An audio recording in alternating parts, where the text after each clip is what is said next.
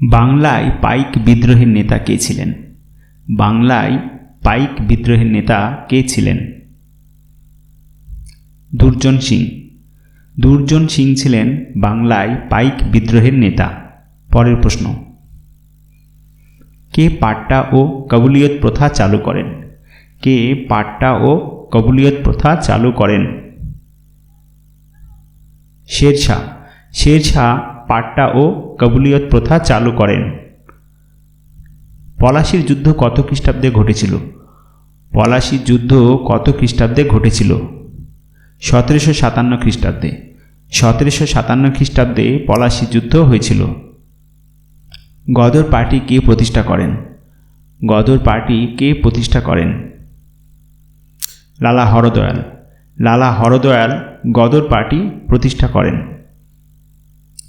মহাত্মা গান্ধী কবে জন্মগ্রহণ করেন?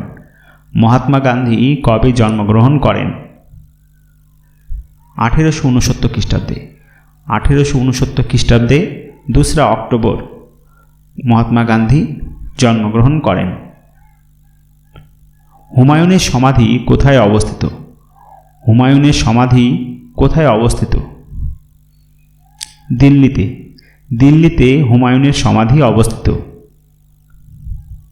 গ্র্যান্ড ট্রাঙ্ক রোড কে প্রতিষ্ঠা করেন? গ্র্যান্ড ট্রাঙ্ক রোড কে প্রতিষ্ঠা করেন? Sher Shah. Sher Shah grand trunk road প্রতিষ্ঠা করেন। আজাদ হিন্দ ফৌজ কোথায় গঠিত হয়? আজাদ হিন্দ ফৌজ কোথায় গঠিত হয়? সিঙ্গাপুরে। সিঙ্গাপুরে আজাদ হিন্দ ফৌজ গঠিত হয়। কার রাজত্বকালে তৈমুর লং ভারত আক্রমণ করেন? কার রাজত্বকালে তৈমুর লং ভারত আক্রমণ করেন? নাসির উদ্দিন মাহমুদ শাহ। নাসির উদ্দিন মাহমুদ শাহের আমলে তৈমুর লং ভারত আক্রমণ করেন। কলকাতার নাম আলীনগর কে রেখেছিলেন? কলকাতার নাম আলীনগর কে রেখেছিলেন? নবাব সিরাজউদ্দৌলা। নবাব সিরাজউদ্দৌলা কলকাতার নাম রেখেছিলেন আলীনগর। তেভাগা আন্দোলন কবে শুরু হয়? তেভাগা আন্দোলন কবে শুরু হয়? 1946 সালের ডিসেম্বর মাসে। 1946 সালের ডিসেম্বর মাসে তেভাগা আন্দোলন শুরু হয়। রঘুবংশম কে লেখেন? রঘুবংশম কে লেখেন? কালিদাস। কালিদাস লিখেছিলেন রঘুবংশম। তাজমহল কে প্রতিষ্ঠা করেন? তাজমহল কে প্রতিষ্ঠা করেন? শাহজাহান। শাহজাহান তাজমহল প্রতিষ্ঠা করেন। মৌর্য সাম্রাজ্যের রাজধানী কী ছিল? মৌর্য সাম্রাজ্যের রাজধানী কী ছিল? পাটলিপুত্র। পাটলিপুত্র ছিল মৌর্য সাম্রাজ্যের রাজধানী। পঞ্চতন্ত্র কে লিখেছিলেন? পঞ্চতন্ত্র কে লিখেছিলেন? বিষ্ণু শর্মা। বিষ্ণু শর্মা লিখেছিলেন পঞ্চতন্ত্র। চিরস্থায়ী বন্দোবস্ত কে প্রবর্তন করেন? চিরস্থায়ী বন্দোবস্ত কে প্রবর্তন করেন? Lord Cornwallis. লর্ড কর্নওয়ালিস 1793 খ্রিস্টাব্দে চিরস্থায়ী বন্দোবস্ত ব্যবস্থা প্রবর্তন করেন। বক্সারের যুদ্ধের সময় বাংলার নবাব কে ছিলেন? বক্সারের যুদ্ধের সময় বাংলার নবাব কে ছিলেন? মীর কাসিম।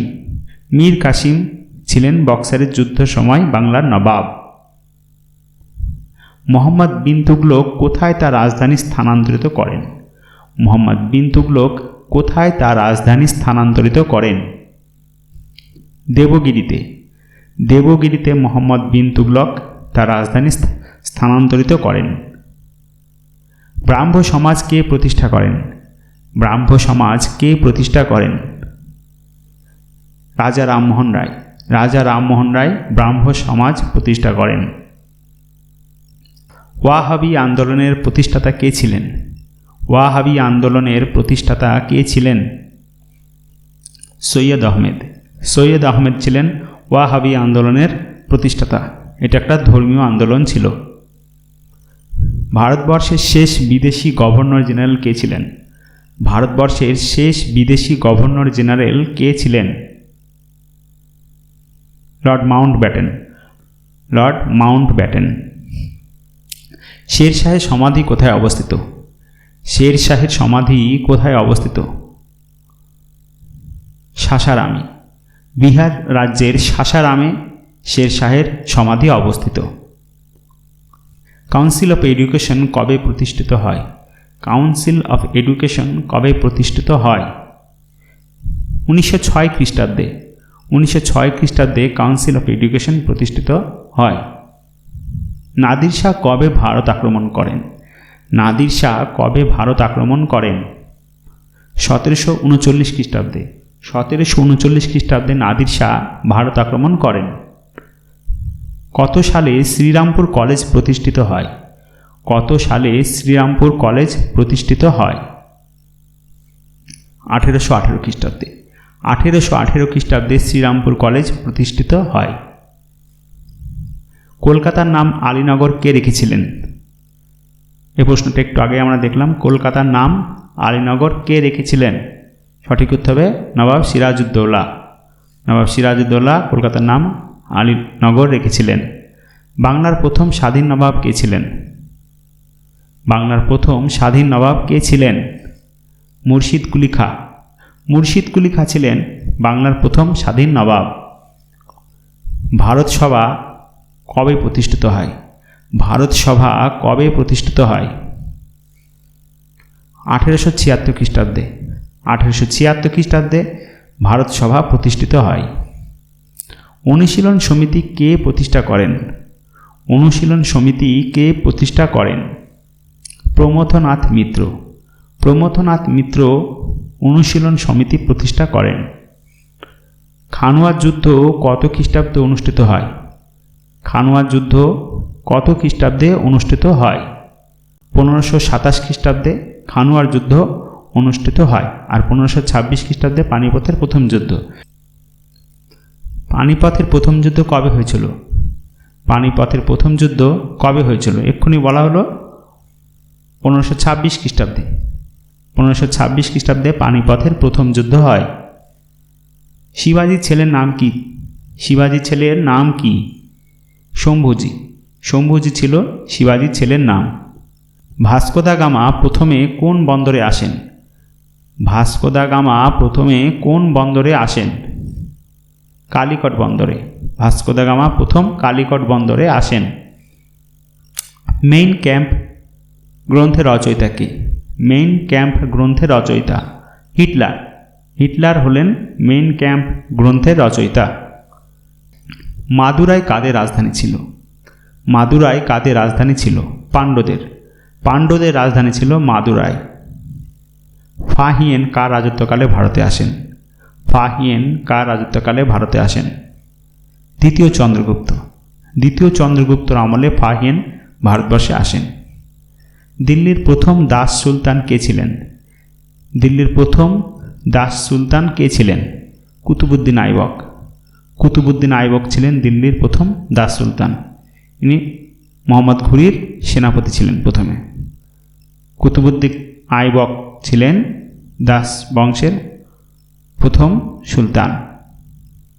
মুদ্রা রাক্ষসের রচয়িতা কে? মুদ্রা রাক্ষসের রচয়িতা কে? বিশাখ দত্ত। বিশাখ দত্ত ছিলেন মুদ্রা রাক্ষসের রচয়িতা। 1576 সালে ভারতের ইতিহাসে গুরুত্বপূর্ণ কেন?